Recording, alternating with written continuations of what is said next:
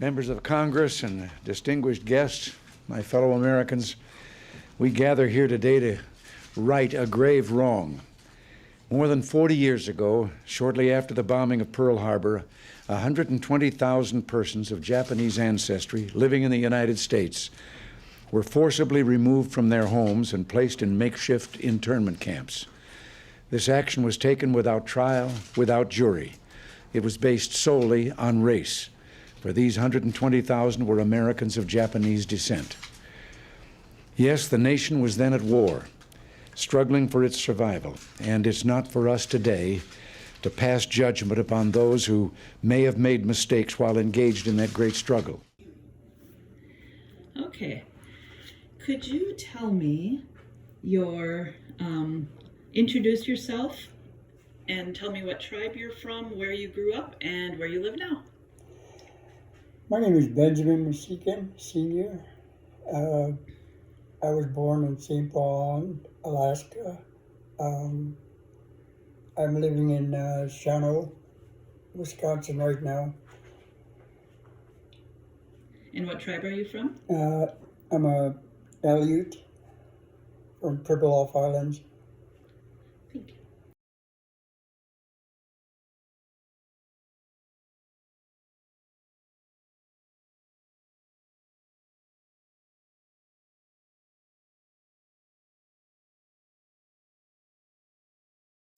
All right, so prior to your birth, your sister was part of the wartime internment of Native Alaskans. Can you tell me a little bit about that? Yes, when the war started in World War II, my sister was sent to a place called Funter Bay on southern part of Alaska. Her and many other of our tribe were sent there to be fed and taken care of while the war was going on. And so my sister and all the other people that were there wasn't treated right, that I know of anyway. And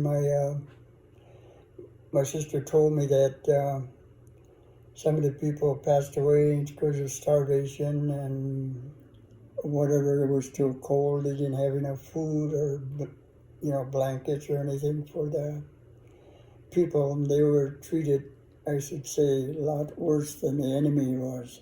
And government didn't take care of our people. So, and then my sister stayed there, and then they head back to St. Paul. And after the war, and she was just a little kid there at the time. I'm not sure how old, but when they got back there on the island, it was destroyed, and I'm not sure. I can't remember who did the damages, but anyway, the churches were robbed with icons and very expensive items in the church, and was destroyed inside the church. So, and the houses and everything, I guess. And then my sister said that it was really terrible when she got back there, and when she had to live and grow up there, So, wasn't very good thing. The legislation that I am about to sign provides for a restitution payment to each of the 60,000 survivors, surviving Japanese Americans, of the 120,000 who were relocated or detained. Yet no payment can make up for those lost years. So what is most important in this bill has less to do with property than with honor. For here we admit a wrong. Here we reaffirm our commitment as a nation to equal justice under the law. I'd like to note that the bill I'm about to sign also provides funds for members of the Aluet community who were evacuated from the Aleutian and Pribilof Islands after a Japanese attack in 1942. This action was taken for the Aleut's own protection, but property was lost or damaged that has never been replaced. And then you were born after the war. Can you tell me a little bit about what it was like growing up on St. Paul Island? Well, I grew up there, and I really enjoyed the life there because, of course, I didn't know any other place. And I went to school there up to 8th grade, and that's as far as I had it. And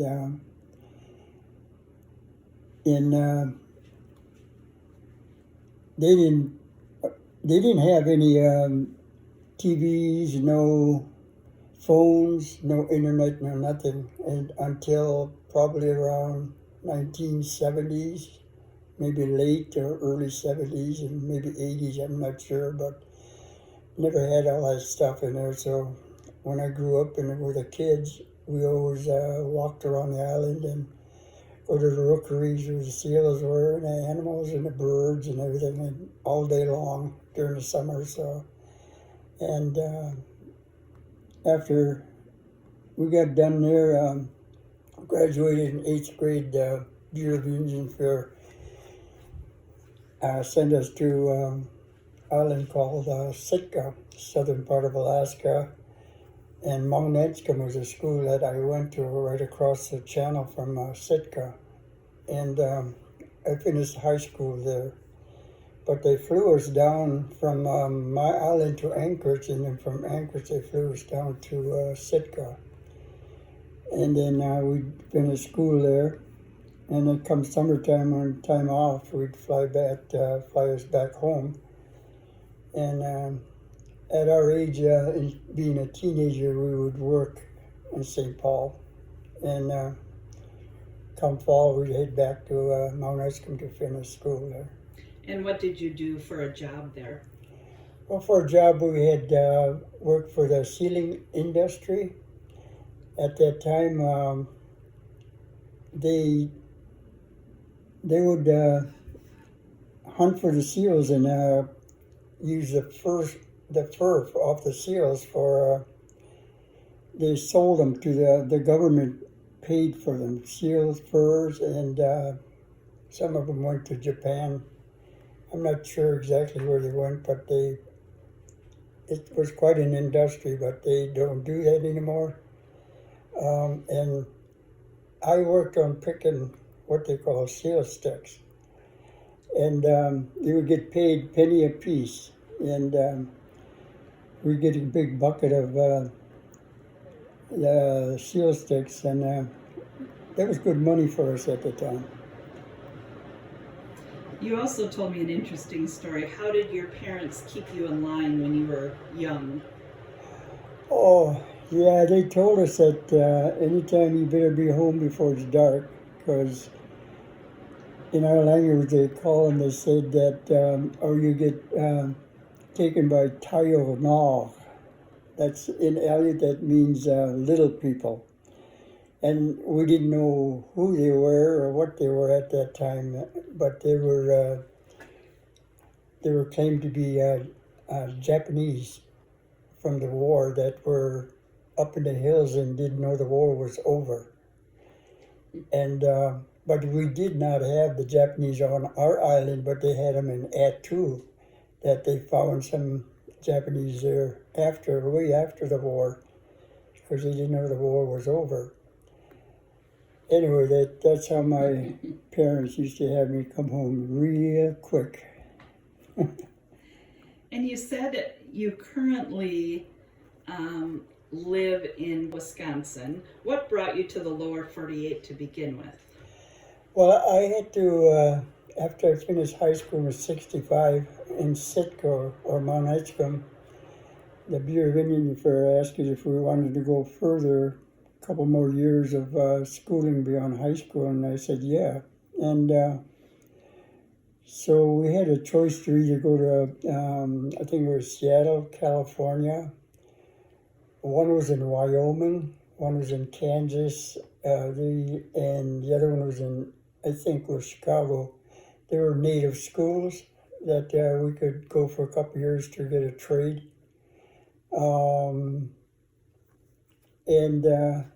So I chose Haskell, Kansas, right in the middle of the United States. I figured, well, got to start someplace. So I started there and went to school as an automotive technician, and I finished 2 years there. And